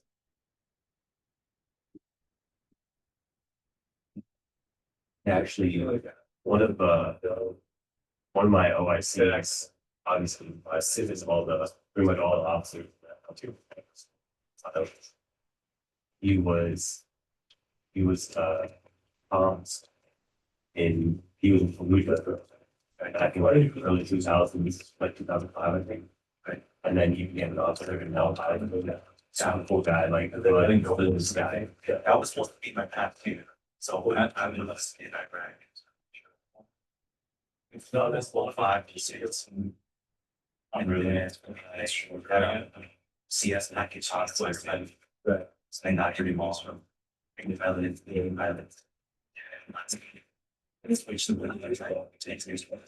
Right. Okay, team, we're gonna come back together. And we've got, thank you, Raul. We've got a little video to show on what's our video? On arcs from my favorite Flight Insight. Was some of you know Hi, it's Dan with Flight Insight, and we're looking at the DME arc here. You might see these on approach or departure procedures where procedure turns aren't used like in mountainous areas or near obstructions. If you get a DME arc, it's just the FAA's way of telling you they want you to stay a constant distance, or DME, away from a station until you reach the next step of a procedure. Using your heading indicator, a VOR receiver, and of course a DME, you'll be able to tell where you are on the arc and when to start turns to keep you on it. Here we've whiteboarded the DME arc out. It involves two 90-degree turns, one to enter and one to leave the arc, then a series of small 10-degree turns to stay on the arc at a constant distance from the station. Let's look at the VOR approach to runway 31 in Atlantic City. You see the two arcs to the north and south of the approach course and the big note saying DME is required. Let's focus in on the southern arc, which takes us just along the coastline, clear of all those casino high-rises on the boardwalk. As always, we'll rebuild this approach on our whiteboard starting with the VOR station itself, located right on the field, and then move the procedure over to the left for now. We can get set up for the arc by flying outbound from the station on the 174 radial.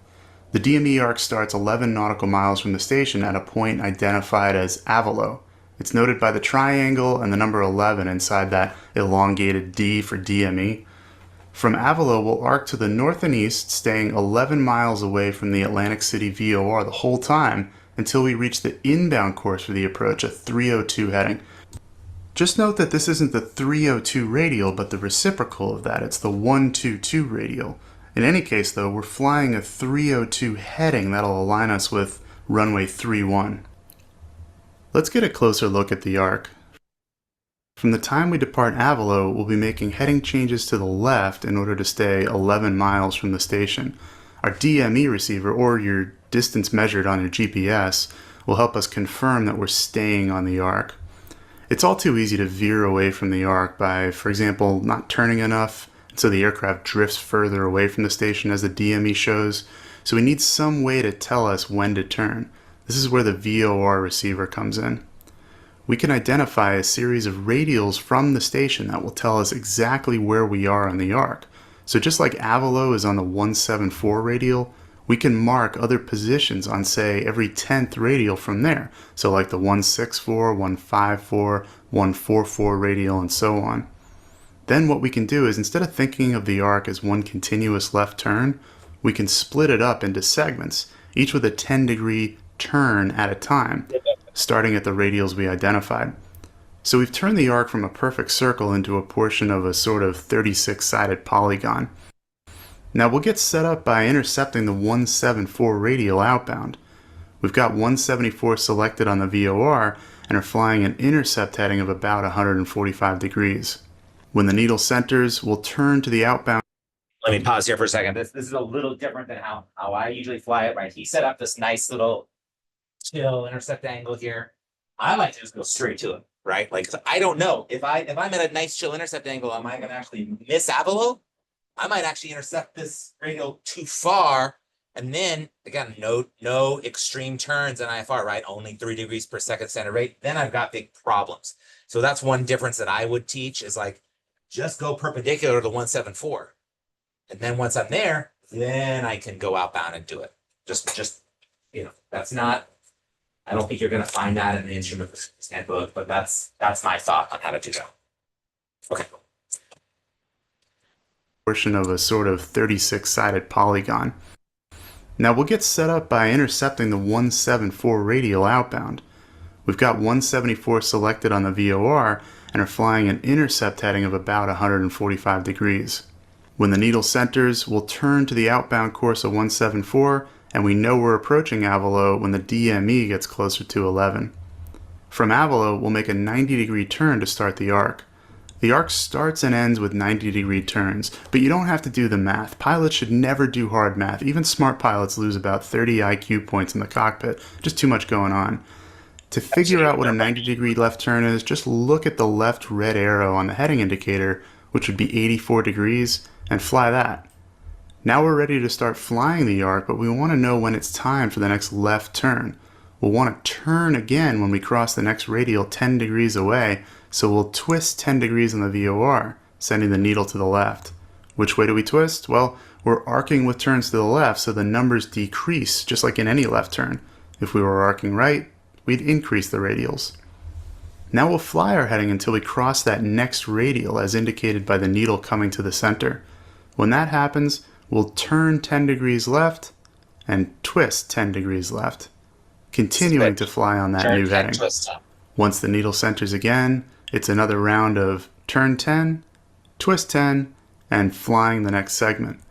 If all goes well, our DME will show that we're staying 11 miles from the station. On the check ride, you'll be asked to maintain the arc within 1 mile, and turn 10, twist 10 can help you make the turns at the right times to stay close. Keep an eye on what radial we're on. Remember, our inbound course is 302, so we'll want to enter the approach segment when 302 is on the bottom of the VOR receiver. Again, it's not the 302 radial we're flying, it's its reciprocal. Now it's time for the second 90-degree turn to exit the arc, and enter the final approach course. We'll turn inbound and then twist the VOR so the inbound course is now on top. Notice the flag flips from to, and from there we fly inbound like we would on any VOR approach, noticing the DME distance getting smaller as we approach. It's easy to overcomplicate a DME arc. Just remember that we want to stay a certain distance away at all times. Think back to your private and turns around a point, and just remember that when you're getting too far away from a point, you steepen your bank, and if you're getting too close, you shallow your bank. Same concept here. With the station on the left, if unanticipated wind or improper heading or something is causing us to drift too far away, and we notice the DME number getting larger, we'll correct with a larger turn to the left, watch the DME get smaller, and correct to the right again once it's back on 11. The VOR is there just to help you identify where you are on the approach to time your turns and anticipate when to exit the arc. Let's finish up by talking about when to start that entry turn. Timing a 90-degree turn so that you come out the right distance away isn't easy, and it's common to end up off the arc before you've even started. Luckily, I did the math for us, and if we're doing 100 knots ground speed like a 172 might do in low winds, we should start our 90-degree turn about a half a mile from where the arc starts. So in this case, we'll start the turn at 10.5 DME, which is half a mile from Avalo. You can play around with these numbers based on whatever ground speed your plane is doing at this point. As far as the inbound turn, don't get caught up in numbers. Just start that turn when the needle starts moving from full deflection and adjust the turn rate accordingly.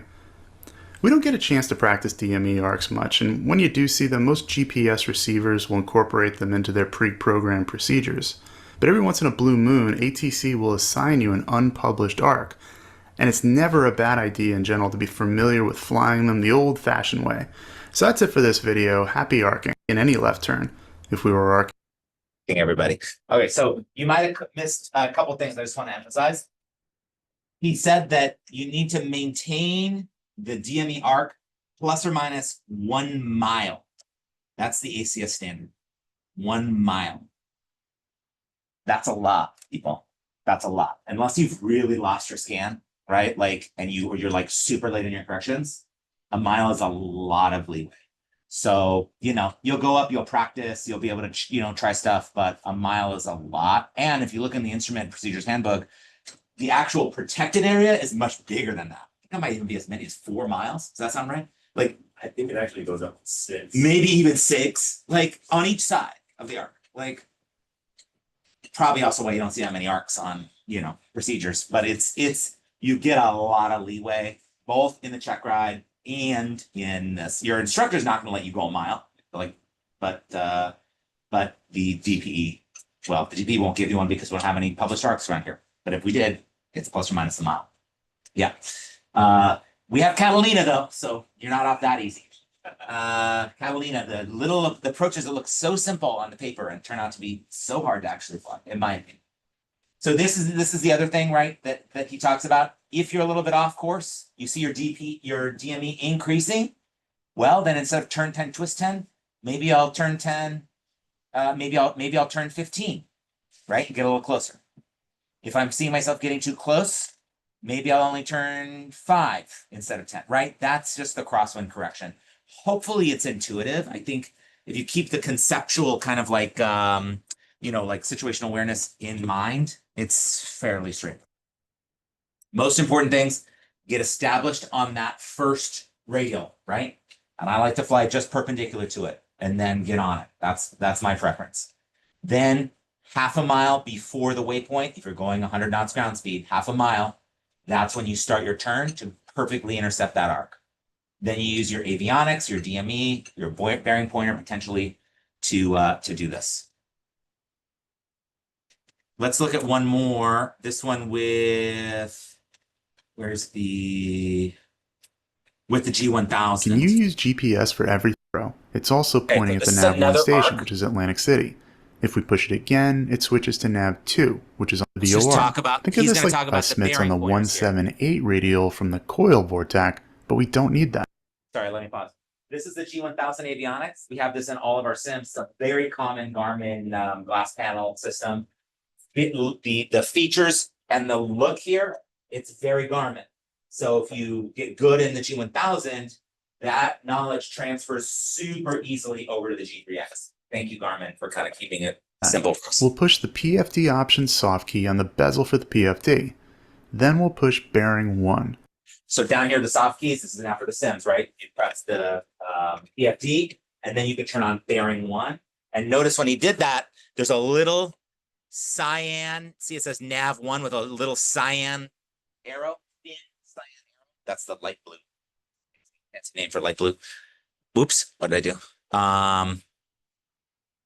And you'll also see that this light blue arrow appeared in our HSI. That's the bearing pointer. Same thing can happen in our avionics, right? If you turn on the bearing pointer, that's what it'll point to whatever you have set. In a G3X, it lets us choose. In the Sims, it's always going to be bearing pointer 1 is going to be on nav 1 and bearing pointer 2 on nav 2. So whatever we have set here, it looks like in nav 1 we're on ACY, so that's pointing to ACY, and it even tells us right here. This is set. This bearing pointers point to the nav aid ACY. Same thing in the G3X. This brings up a thin arrow that points the direction toward the VOR. Think of this like the old ADF if you ever used one. It simply points the direction off your nose where the station is. The tail of the arrow indicates what radial you're on. Here, we're crossing over the 060 radial. If we hit the bearing 2 soft key, we get another arrow. It's also pointing at the nav 1 station, which is Atlantic City. If we push it again, it switches to nav 2, which is on Sea Isle. We'll get rid of that. We also need... But did you notice the bearing 2, and this is exactly the same way as the G3X. Bearing 2 pointer, it's like the double cyan line. And you can have them both up, but my strong suggestion, this is actually not that big in inches, right? And you're doing a lot. Just to reduce confusion, if you're not using bearing pointer 2, turn it off. That will just like save you being confused and using the wrong bearing pointer. Which is what he does, right? He gets rid of it. We also need DME to shoot this approach, as it is a DME arc beginning at Smiths. We'll push the DME soft key, and the DME distance from nav 1 comes up. Smiths will be at 11 DME, and we'll want to stay on that distance on the DME arc until intercepting the approach course at 302 degrees. Okay, so let's talk about how we do DME in a sling. We don't have an actual distance measuring equipment, right? But there's an AC, I could put it in the chat, that says you can use GPS in lieu of DME for, like I said before, everything except the final approach segment of a ground-based approach using a ground-based navigation. So how do we do that? Well, we got to use this sucker. Does somebody have the GTN trainer app on their iPad? If you don't, definitely get that GTN trainer app up. Jacob, do you have it? We're going to switch over for a second. For those of you on the Zoom.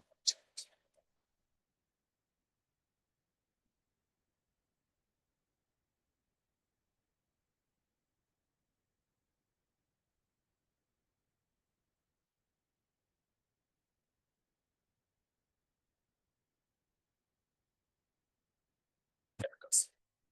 Sweet.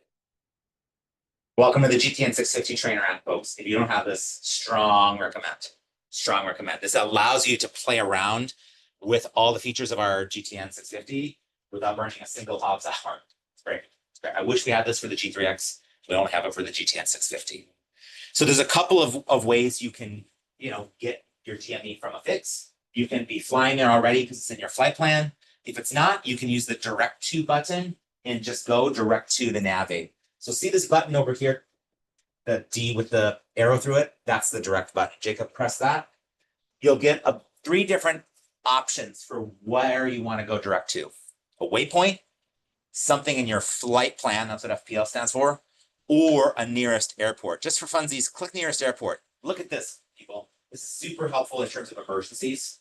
If you ever crap, I need to get down, right? I've got engine roughness, I've run my checklist, I've looked at the POH, nothing's working. I'm still flying, but I need to land.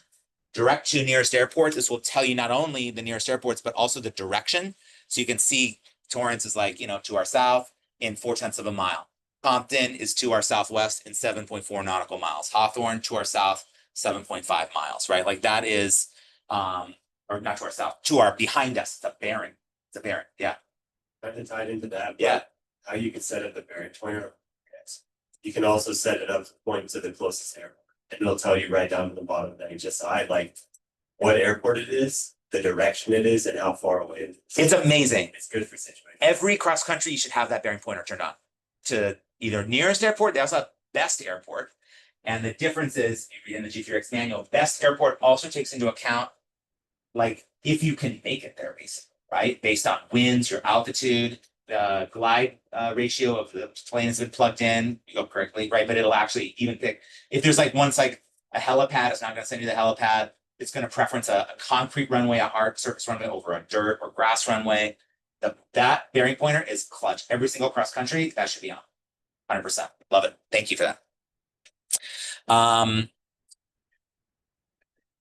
Configuring user fields. Actually, let's show people that. First, can we just go direct somewhere first? Let's say we're gonna arc around Seal Beach, right? So there's a couple of ways. If Seal Beach was already in my flight plan, I can go to the flight plan page.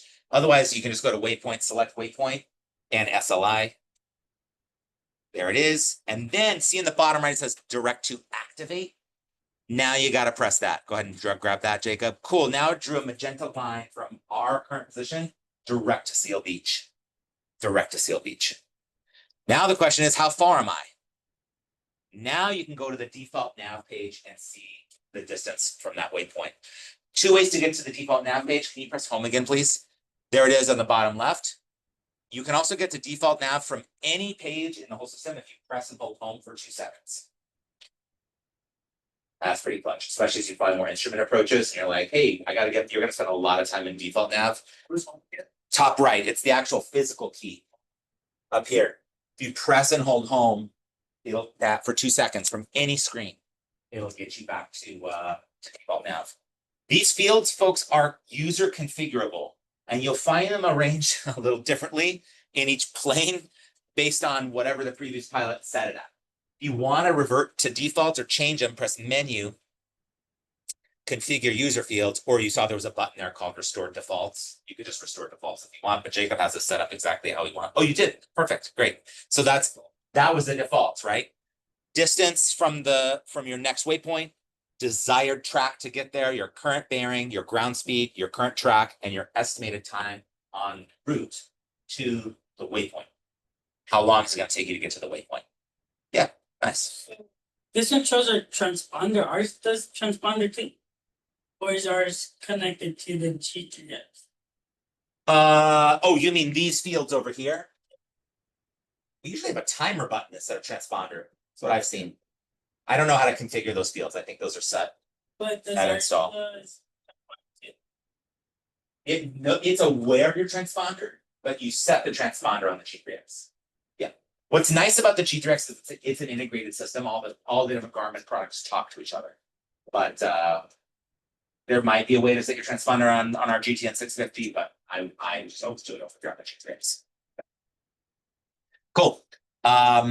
So that's how you would then know, and you could have that distance up there, right, on your default nav to know how far you are from the arc. Many of the G3Xs also will have this data bar at the top configured with distance there as well. So it kind of keeps your scan more compact. You can just use the G3X for all of it. But the bottom line is, since we don't have DME, you need to be direct to or on your way to whatever the waypoint is you're arcing around in order to know your distance. That's a common sort of like hiccup on arcs that hold space traffic. You get established on the radial, you go the right way. Oh crap, how far am I? You like forget you got to go into the GTN 650 direct to the station to get your distance. Yeah. Any questions on that?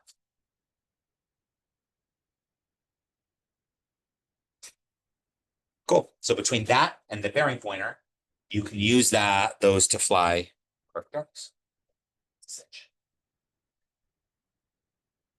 All right, I'm going to switch us back to thing.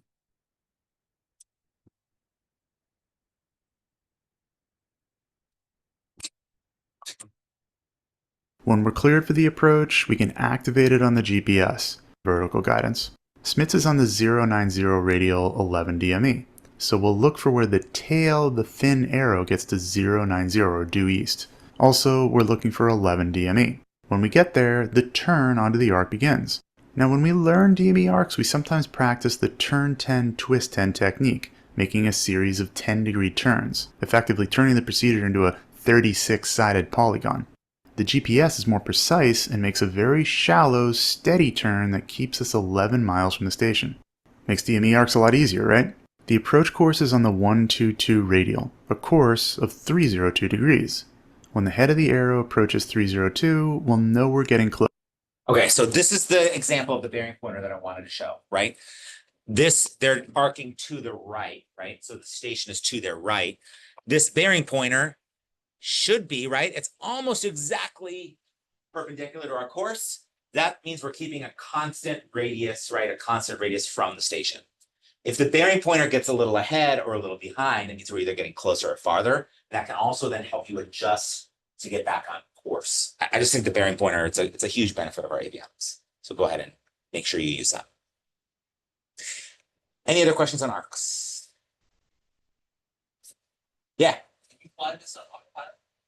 Can you fly this in autopilot? Or flight plan? I assume so if it's in an approach. I've never done it. We don't have any approach with ours. I don't think you can manually set. You can manually set up holds, which we're going to do next.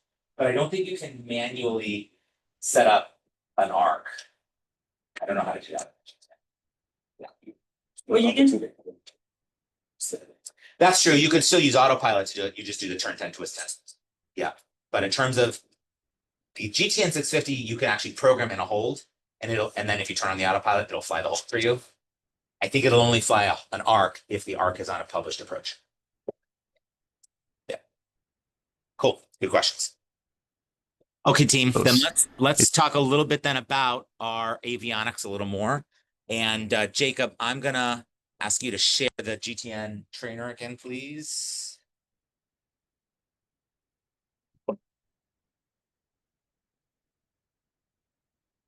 Because we can use our fancy avionics to help us. First of all, if a hold is in an approach, it's already going to be programmed in here, but we can also set up custom holds in the GTN, right? So let's say we're going to hold, the instruction is to hold at Seal Beach radial, Seal Beach VOR on the 120 radial, right? Right turns. Going to look like that. Let's say that's the hold. We can program that in here. Go to flight plan, add waypoint, Seal Beach. Then tap on Seal Beach, and you can say hold at WPT. That means hold at waypoint. See that? Can you go back for a second? Hold at waypoint. Go for it. And it'll literally let you plug in every single thing. So there's my course. I'm going to set this, what's my course inbound? 300, the reciprocal, right? That's my course inbound, right turns for 1 minute. Expect further clearance. You're going to type that in. Jacob, what happens when you tap direction? Does that change it to outbound? Cool. So what if you now put that to 120, which was the radial that's our outbound course, right? That should actually be the hold. That should actually be the hold. Why don't you press preview? Always preview it before. There it is. What do you know? There's our hold. There's our hold. Now press load hold. This is what you did for your. Yes, sir. Yes, sir. Sucker flew it off for me. Great. It does. It actually will tell you the entry. It will tell you, and it'll do all your wind corrections. Headwind, tailwind. It doesn't do the headwind, tailwind. You still got time for that. But it'll do all the crosswind corrections for you. Yeah, so you can see there, and then you've got, exactly, you can tap on the hold. Why don't you tap on the hold if we say we need to change it? Edit hold is right there. It even told us, can you press that again? Edit hold. Hold southeast of Seal Beach. That's what we would expect to hear. Cool. Go back. Now activate hold. You want to hold for a minute at Seal Beach? Cool. You go back to the map, please. Great. So zoom out, zoom out, zoom out. There's the hold, right? And look, it drew the entry. What kind of entry is this? Teardrop entry. It figured it out. And if we actually fly it, why don't you fly it, please? Why don't you So by the way, you can actually make the autopilot go here, right? So why don't you go up to, what is our altitude, 2,500? That's fine. Yeah, just put us going really fast. See how he's just pressing increase the speed. Right now we're going 190 knots. No longer in a sling. What's our holding speed limit for this hold? At 2,500 feet, 200, good. So you can see, hopefully, is the plane moving? Yeah, look, there's our speed getting bigger. This grounds. Now for track mode, press track mode and that'll turn us on automatic. So right down here on the left. So now it's going on the flight plan. This is basically the equivalent of turning on the autopilot. And in theory, oh, perfect. How did you move? Tap it all. Set. Yes. Ah, set. Perfect. Okay, great. Now maybe slow it down so that our turns are a little more chill. More slick speed, exactly. But you can actually watch the sucker fly the hole for you. And then, like I said, it does all the all the crosswind corrections. It figures out your entry, all of that.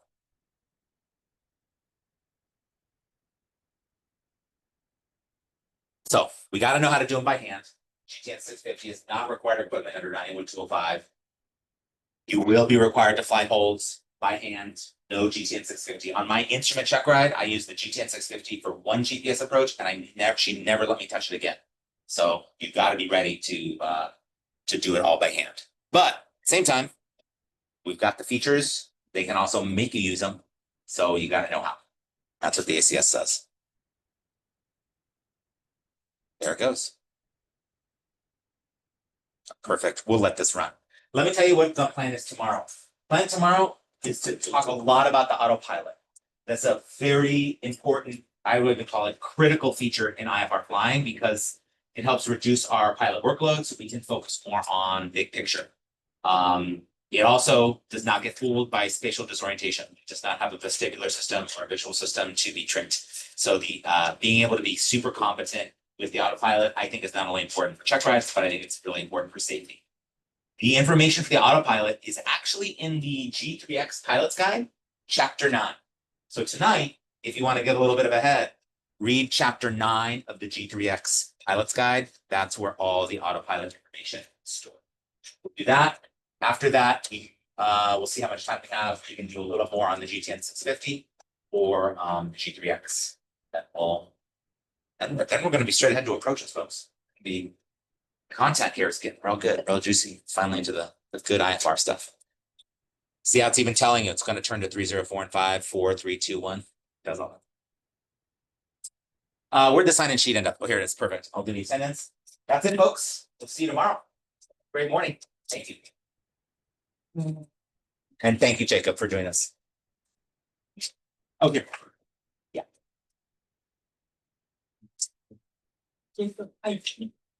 Exactly. You should get like TA credit for this course. Yeah. Get my bronze seal. Exactly. That's it. Yeah, instead of the gold seal. I love it. I love it.